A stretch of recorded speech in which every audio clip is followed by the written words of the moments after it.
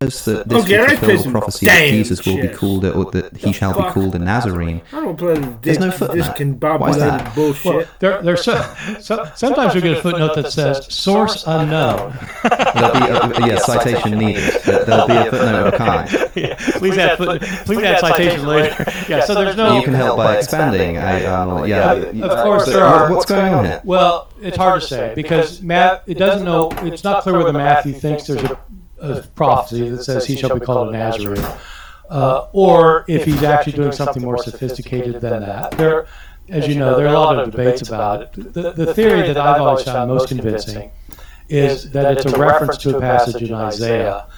In Isaiah chapter 11, verse 1, it talks about kind of a savior figure coming down from the root of Jesse, from a branch of David's genealogical line.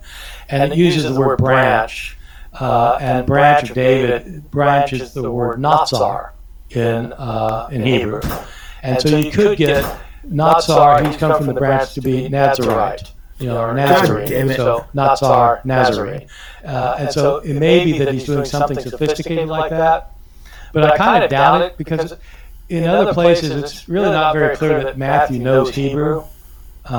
He's writing in Greek. Greek's obviously his native language.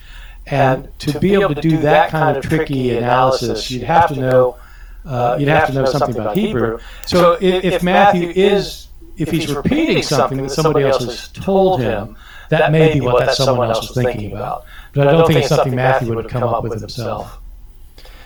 Now, there's deeper relevance to the fact that Matthew apparently didn't know Hebrew, in that he will have been reading a Greek version of the Old Testament, the Septuagint.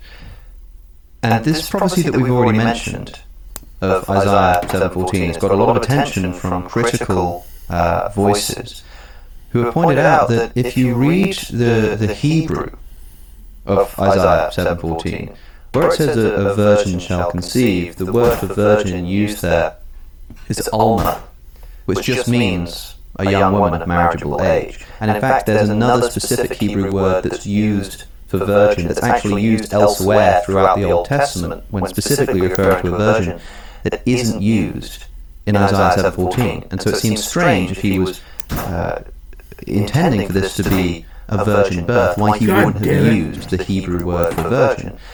However, the Greek version of the Old Testament translates this into Parthenos, I think is the word, which is the Greek word for virgin. And so if Matthew's reading a Greek version of the Old Testament, he's going to read a virgin shall conceive. And lo and behold, the story that we get is one in which a virgin conceives. But do you think it's the case that had Matthew spoken Hebrew, and had he been reading Hebrew, what we now call Old Testament, we wouldn't have had the virgin birth at all? The virgin birth claim has a serious problem. It depends on a bad reading of Isaiah.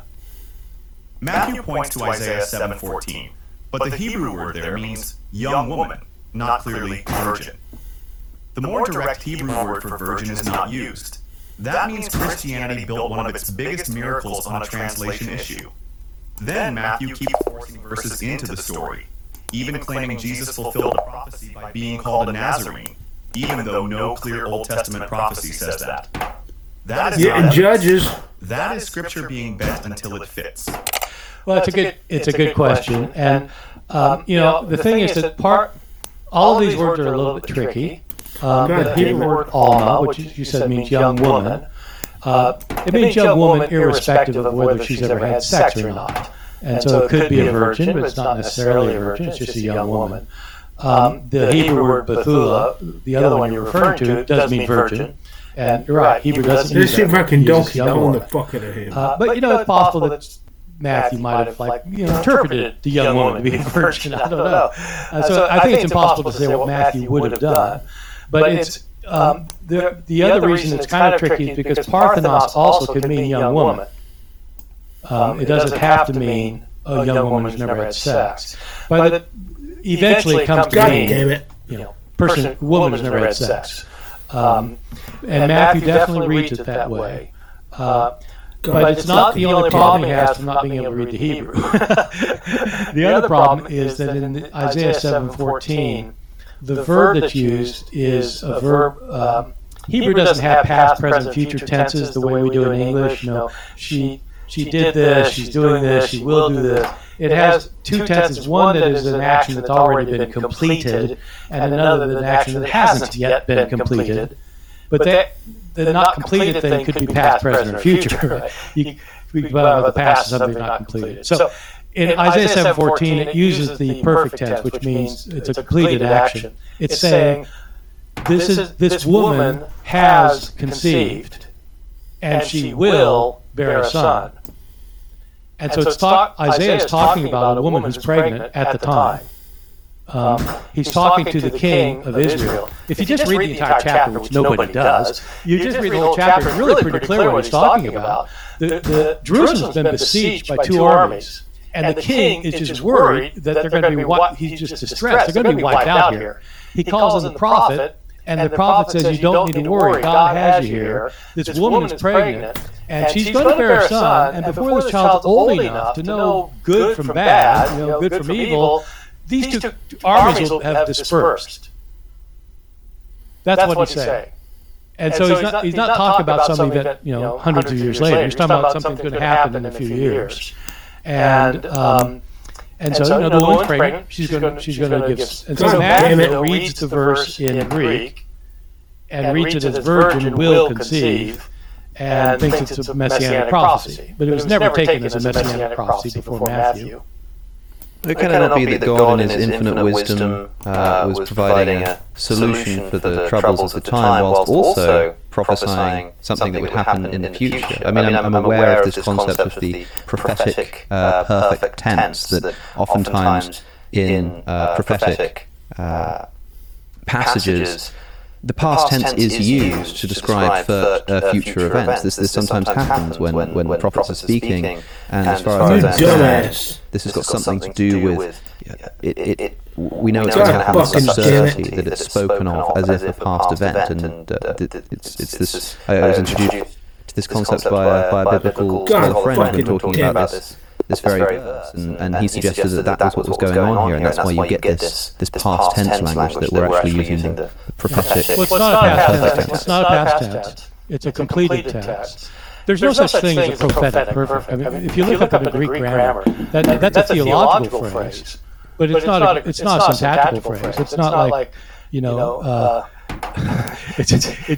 just means what this person's explaining it to be. So you dumbass. Yeah, sure. I mean, if you're a Christian, that's what you'd say it was, because that's how Matthew often uses his scripture. For example, when he says, "Out of Egypt have I called my son," Hosea 11:2. Matthew's using it to refer to Jesus having to go down to Egypt so he can get out of Egypt. Hosea's talking about the Exodus event. That God called Israel out of Egypt. And when Matthew says it's referring to the Messiah, he's not necessarily saying it does not apply to the Exodus, but it does apply to the Messiah. He's saying that it's something that happened that is now fulfilled with Jesus. And so in this case, the way of understanding how a prophecy is fulfilled is it's not just that there's a prediction and then it happens. It can be fulfilled in the sense that what happens now fulfills the meaning. It fills the meaning fuller. It's now fuller in meaning. You filled it with meaning because now it's an anticipation of the real salvation that's going to come later. Yes, and I mean the Exodus story is in many ways seen as a sort of prototype for the liberative force of Jesus, and so this would actually make sense. Moses being something of a proto-Christ. That Christ is the fulfillment of this. Although I will say that reading the birth narratives, having this seemingly quite bizarre detour to Egypt. The story's going on, and then all of a sudden, we've got to go up to Egypt for a bit. And then we're going to come back down again, because Herod wants to kill all of the babies. And then you're thinking, well, this is a little bit strange. It's a little bit strange that Matthew doesn't mention this as well. That Luke doesn't mention this. And then Matthew says, and this is because Hosea says, out of Egypt I called my son. And you think, I don't want to be a cynic, but it sounds maybe a little bit contrived. Well, it's it is. I think, and it's not just that it's not in Luke, but Luke's chronology doesn't work if Matthew's chronology is right. Now that's something that I did want to speak to you about, because in our previous podcast, we spent about 6 minutes talking about the birth narratives, and it's good to go into more detail here. And one of the things you said that people have responded to, and I've seen people on YouTube commenting on this, is specifically about this point. Now, we should be clear for our listeners what we're talking about here. We've sort of got two chronologies, like you say, surrounding the birth of Jesus, and specifically to do with the flight of Egypt. You think that there's a contradiction. So maybe you can lay out what the two stories are and why it is that they contradict each other. And perhaps I can put to you some of the criticisms that I've heard of the positions. Well, let me point out, this isn't like my idea. This has been around forever. Because if you just read the two accounts, you've got a problem. In Matthew's account, that was fucking stupid. Matthew's account, King Herod finds out that the child has been born in Bethlehem from the wise men. And he finds out, he finds out. And so he sends out the troops to kill the children in Bethlehem. But Joseph is warned in a dream that this is going to happen. And so he's told to take the child and his mother go to Egypt. So if they go to Egypt, it's about 100 miles or so, I suppose, or over 100 miles when they go to Egypt. So they go down to Egypt, and the normal route would be on foot, take a week or so. And they go down there and they stay there until Herod dies, whenever that is. Then when Herod dies, they learn, then word comes down that Herod has died, and then they return, but they learn that they can't return to Judea, which is where Bethlehem is, because Archelaus is now the king, and he's worse than his father, Herod was, so they have to relocate to Nazareth. Okay? So that's the sequence of things. And so there's a lot of time going on between trips to Egypt, staying there, Herod dying, word coming there and coming back, and all that. Luke also gives a pretty specific chronology, even more specific. In Luke's account, Mary gives birth in Bethlehem. They're there temporarily because they're actually originally from Nazareth, according to Luke. They've made a trip down to register for a census because Joseph is from the lineage of King David, who was born in Bethlehem. So they have to register for the census in Bethlehem. While they're there, she goes into labor, she gives birth. 8 days later, they have Jesus circumcised. 33 days later, they fulfill the requirement of Leviticus chapter 12 for her to perform a little sacrifice in the temple for her purification, and then they return to Nazareth. The birth story has another major problem. The timeline does not line up. In Matthew, the family runs to Egypt, hides there until Herod dies, and only later moves to Nazareth. In Luke, Great move, you're on a roll. after 8 days, Mary completes purification after about 40 days. They go to the temple and then they return to Nazareth. Do you see a way to win material? There is no room for a dramatic escape to Egypt, a massacre, and years of hiding. Religion tries to smooth this over, but the text creates the problem. These are not minor details. That loses a bishop instant. These are two different storylines pretending to be one history. So in Luke's Excellent play. You solved it. they're in Jerusalem for 40 days, and then they return to Nazareth after 40 days. Checkmate idea? In Matthew's account, they go down to Egypt, and for years, I don't know how You long, got it. Well done. months at least. And so The finish line this is right in front has of been you. widely, Cross this is checkmate. good Good solving. criticism. This is a widely held view among historical critics. This just doesn't work. And the reason it doesn't work is because Matthew wants Jesus to fulfill the scripture about Egypt. And so he's got to get him down to Egypt. Yeah, now I asked you about this before. I said, well, what does a Christian, what's the answer to this? I mean, how do people respond to this? And you said, I don't know, you just have to make something up.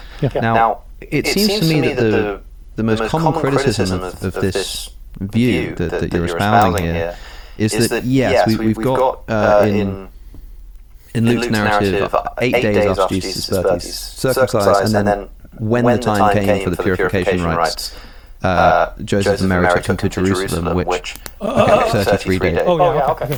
33 days. I mean, some people might want to say, well, it doesn't specify the time, but we know how long it was supposed to be. I mean, maybe there's in the New Testament. I mean, it says when the time has come, and if you look at the look at the amount of time that you're supposed to wait, it is specified, right? So we know it's 33 days, in other words. Yes. Now, some people might want to say that the language here, when the time came for purification rites by the law of Moses, I mean, I don't know, if there were some kind of circumstances that prevented somebody from getting to the temple, would there perhaps be some kind of exception made such that they could say, look, the time has come, means once all this business in Egypt is over. But in Luke, they don't return to Jerusalem. I mean, when they come back from Egypt, precisely, it says precisely they don't come back to Judea. Sure. That's what Jerusalem is. That can't be right. Which means that if there is going to be some kind of flight to Egypt, it's going to be after the purification rites. So it's going to be 8 days after Jesus is born, circumcised, 33 days after taken to the temple, purification rites, and then you say that in Luke, after this happens, it says that they go to Jerusalem, right? No. After they go to Nazareth. God damn it. And why is it that it can't be that the flight to Egypt happens in between these? It seems strange that it doesn't get mentioned, but why couldn't it be the case that Jesus undergoes the purification rites, he's bringing out that then the horror flight rock to Egypt from the happens, get-go? then the move to What a Nazareth? fucking dumbass. You mean so that when it says, so after they perform the purification rites, then they return to Nazareth. What it really means is, after they perform the purification rites, they went down to Egypt for some months, and then returned to Nazareth. Yeah, that is exactly what I mean. Okay. If you want, you can reconcile anything. I mean, yeah. So, like, if you want to say it doesn't mean what it says, that's fine. What it really means is they went to Egypt. So some people have said... Why do people say that it says that? Why doesn't it mention Egypt in their opinion? Their opinion is not that they know why it isn't mentioned, but I suppose what they're trying to do is avoid an argument from silence. Just because it doesn't say that this happened doesn't mean that it doesn't. But for example, if we read the text, when Joseph and Mary had done everything required by the law of the Lord, they returned to Galilee, to their own town Nazareth. And some people, what they say is like, it's a bit like me saying, well, what did I do this morning? Well, I got up and I had to respond to my emails for my job. I had to go to work and I had to do some emails. And after I finished my emails, I went and got lunch. And then somebody else says, oh, but I saw you at the post office. And he says, well, yeah, okay, so I went and got breakfast. And after I finished that, I had to pop to the post office. And then I went and used the toilet. And then I went and got coffee. And then I went and got lunch. The fact that this information doesn't get mentioned might just be because it wasn't considered particularly important, or might have been left out for any other kind of reason. We don't know. I mean, it does. Okay. Maybe it seems silly that it wouldn't be important, but maybe not important to the narrative. I mean, the gospel writers say that there are so many things that happen in the life of Jesus that. John says that if we attempted to write down everything that happened with Jesus, the books would fill libraries, and so you have to sort of pick and choose. And in other words, it doesn't seem to be a contradiction to the extent that it's impossible to say that where Luke says when they finished at the temple they went to Galilee, when it might be the case that when they finished at the temple lots of other things actually happened. They went up to Egypt, they came back down, but then where they ended up settling is Galilee, and that's the next important sort of permanent fixture in their lives, and that's why Luke simply says, well, when they finished with this, they went to Galilee. I don't know how Luke could have said it any more clearly than he does. If you look at it in the Greek, it's very quite clear. There are aorist tense here. Well, it's not clear to me, so perhaps you can tell me as someone who speaks the language. It says, when they completed everything, they returned to Galilee. So, suppose. Okay, let me give you another hypothetical. So I mean, it's not clear to me because I don't speak Greek. It's not clear. I mean, in English it's clear. Yeah, but it seems clear in English. That's why I'm interested in what the Greek says. Let me give you an analogy. So I know people who think that Jesus, as a young man, went to India and studied Brahmins. Now, what if I wanted to say that what's really going on here in Luke chapter 2, verse 39, is that when it says that when they completed all the things according to the law, they returned to Nazareth, what it really means is they went to India. And he stayed there for 10 years. And then from there he went to Nazareth. The people who are suggesting to you that Egypt is found in verse 39, what would be their argument against India being found in verse 39? I think they would probably say one of two things. Either they would say that Jesus going and living in India for 10 years seems sort of different and more significant to fleeing to Egypt for what, maybe a couple of months? Maybe No, it's got to be more than a couple of months. Because it would take a week or more for them just to get there. And it would take a week or more for the information to... Okay. Suppose I say he went to India for 2 months. Yes. Yes, so that then is the other thing that I think they might say, which is that they might just say, well, we don't know that he didn't do that. I think, in fact, they'd be committed to saying that, right? They'd be committed to saying, and it's a good point that you're making implicitly there, therefore, that if this is a line of response that you take, then when somebody says that Jesus made a trip to India, you're unable to say that he didn't, and that he didn't do it here, because how do you know? If there are other, just to say, for example, that Jesus later in life, or after his resurrection, came to the Americas. So, and suppose I want to say, actually they made an earlier trip there, and it was after the 40 days were up, they took a trip to America. And that's how he got familiar with it, as a child. And then he came back. Then he went to Nazareth. And I'd have to say, Luke allows for that possibility. And you'd have to say, yeah. So, in other words, you could multiply the possibilities. If you're reading Luke and letting Luke have his say instead of putting something into Luke, then they finished their rites of purification, they returned home. This is where religious defense gets desperate. When Luke says the family finished the required temple rituals and returned to Nazareth, the plain reading is simple. They went home. But to protect the Egypt story, believers have to shove an entire escape, a long trip, and a return journey into a verse that never says it. That is not interpretation. That is damage control. Once you allow that trick, you can invent anything. Jesus went to India, America, or anywhere else, and claim the Bible left it out. That is how weak the defense is. It only works when you stop reading what the text actually says. Yeah, I think it's a fascinating retort.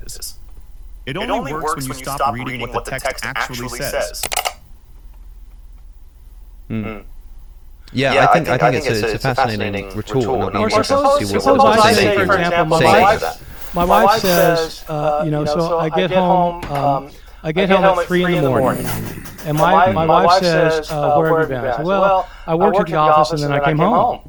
And actually, I went out to the bar and drank all night. And would she think, oh, well, he's telling me the truth. He worked at his office and then he came home. Well, I suppose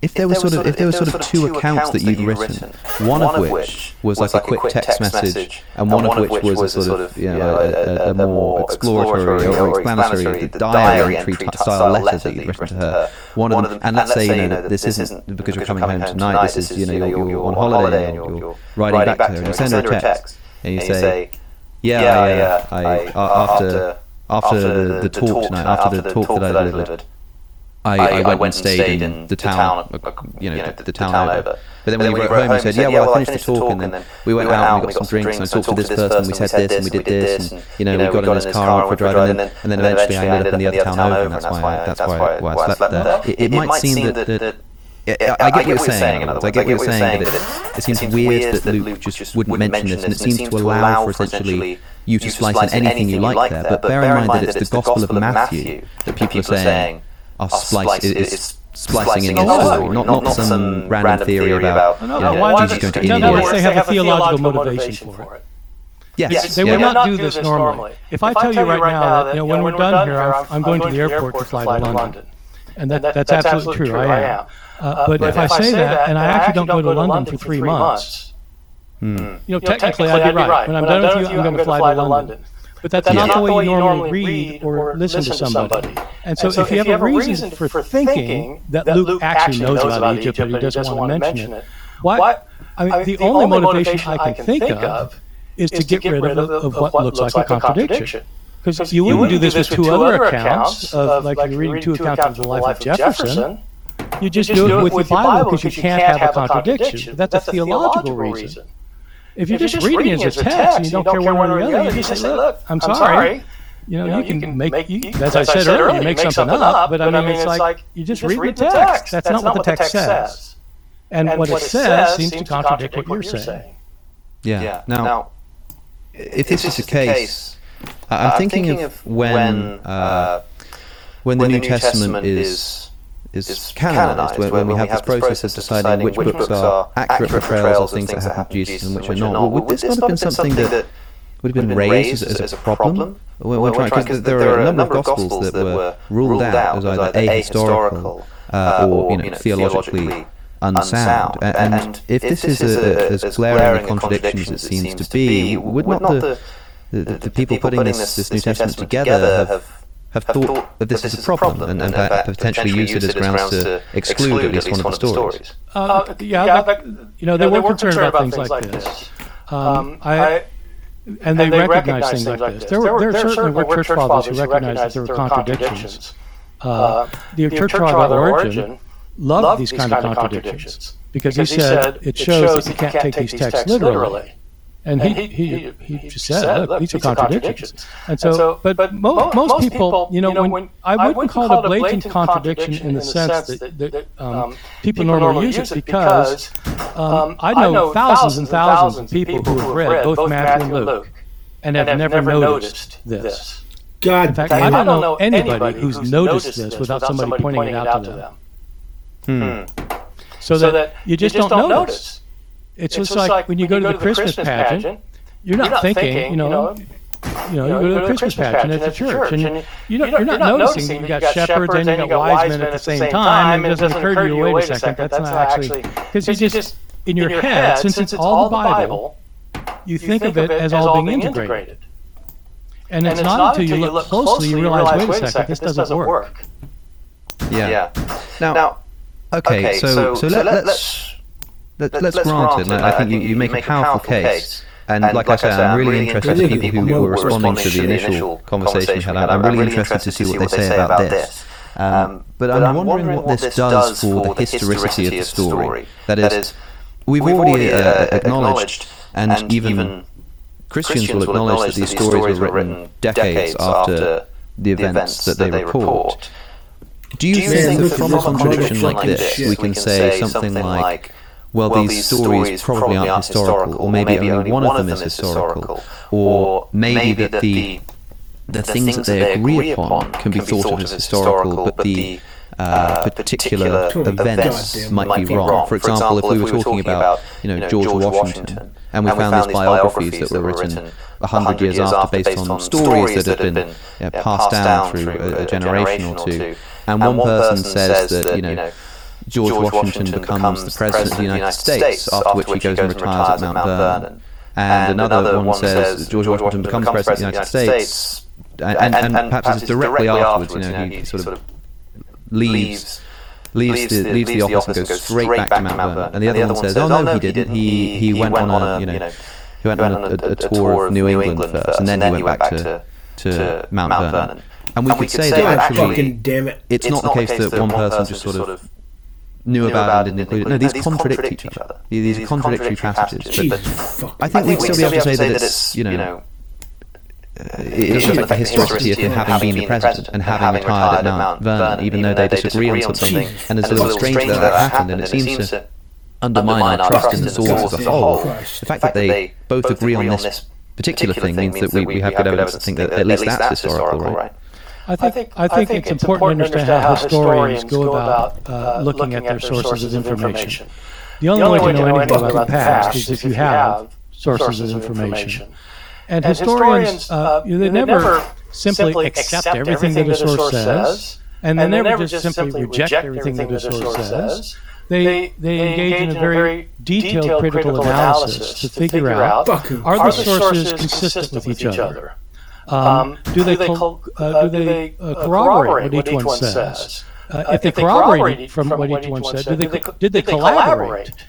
Because if they collaborated, then just somebody's getting it from someone else, right? So if you've got two sources that tell the same basic story, but contradict each other in some details, then they both can't be right about the those details.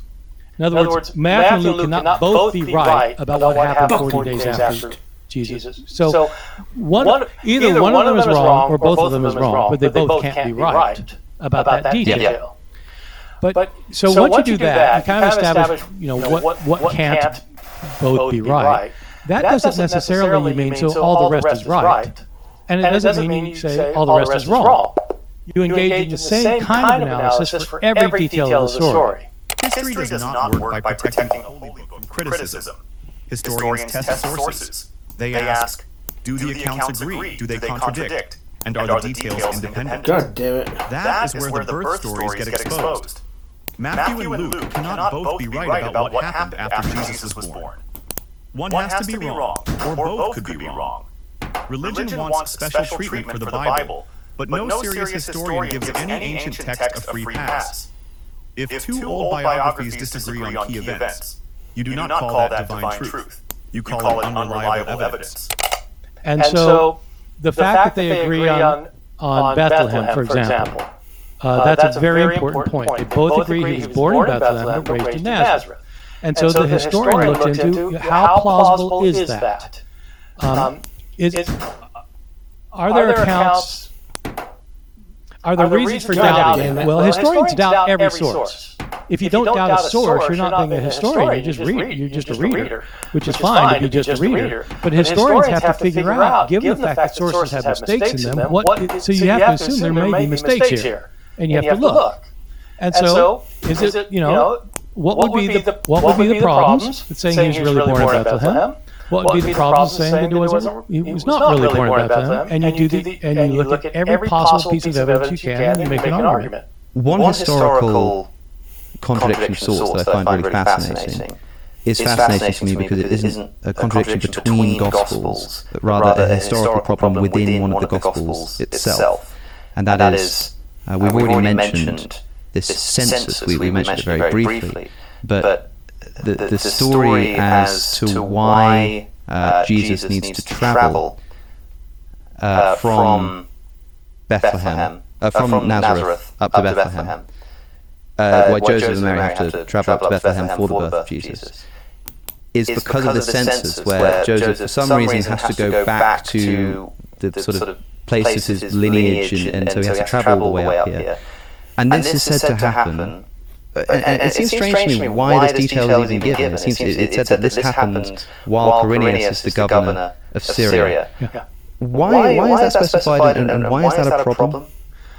Well, it's specified because Luke especially, I'd say, more than the other Gospels, wants to situate the things that happen in a real historical moment. And they don't date things the way we do. So you can't say, this was in the year 5 BCE. They don't have calendars like that. So they date things by who was ruling when. This is very common in the Roman world to say, this happened when so-and-so was the consul, for the second time. This is how they date things. And so he's dating this, he's saying this is during when the census happened when Quirinius was the governor of Syria. But the problem is that Quirinius became the governor of Syria 10 years after Herod the Great had died. And Luke is also specific that this happened during the reign of Herod the Great. And so he just didn't, he didn't know. And you think, well, how could he not know? Well, okay, so 60 years ago was, I guess it's probably in the 1970s. And suppose I say something about how, George Shultz was the Secretary of State when, Richard Nixon was the president. I don't think that's true. I don't know if that's true or not. See, I don't even know. And I've got a PhD. and I have newspapers and books and things. I don't think George Shultz was the Secretary of State until later. But you associate people in your head. And so he's saying this thing about Quirinius, and he's wrong. He couldn't have been. it's a contradiction with known facts. We know when Quirinius was governor of Syria from a number of ancient sources that have no stake in the matter. Josephus just tells us when he was the governor of Syria, and it was, after Herod the Great was dead for 10 years. So this seems to be a flat contradiction. Again, not because we've got sort of two competing sources and they say things a little bit differently, but within a singular narrative.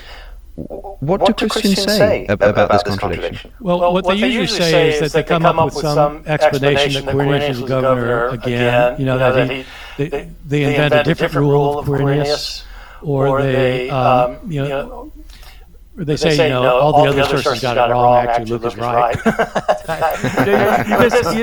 You've got to say something, but usually they say something about how there was a local census under Quirinius, and it's referring to that one, but then they can't resolve the thing with Herod without just saying that the other sources is wrong, or that this was the second time Quirinius was governor.